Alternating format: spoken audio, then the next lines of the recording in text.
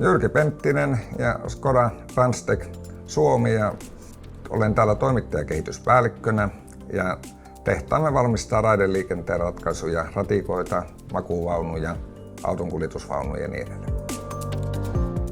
No, normaali päivä tuotannossa niin se on oikeastaan vuorokausi, eli mehän teemme täällä 3 vuorossa. Eli niin täällä hitsataan näitä koreja ja sitten varustellaan niitä ja varustelun jälkeen sitten testaus ja valmis ratikka tai juna, vaunu lähtee asiakkaalle.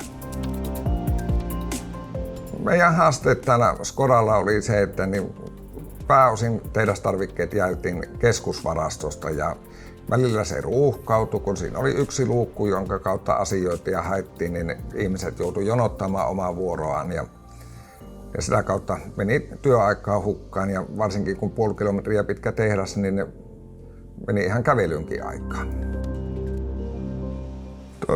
Kyllähän ne isommat kehitysaskeleet tulee siitä, että niin on nämä älykaapit tuolla tehdasalueella, jotka tuovat niin paljon käytetyt hyödykkeet lähelle käyttäjiä. Eli jääpi sen kävely tehtaan päästä päähän pois ja sitten niin, toinen suuri hyöty on niin tämä ulkoinen myymälä, että niin me saatiin nämä tavarat tänne myymälään.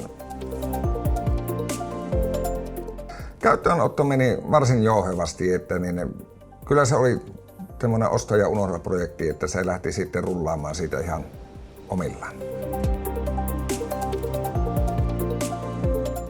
No, nyt kun olemme vuoden verran käyttäneet näitä Smart Service-palveluita, niin ne tavoitteet on toteutunut ihan täysin. Eli me teimme esimerkiksi vuodessa niin 10 000 ostotilausriviä epäsuoriin hankintoihin, niin nykyään se on 5 000 ostotilausriviä.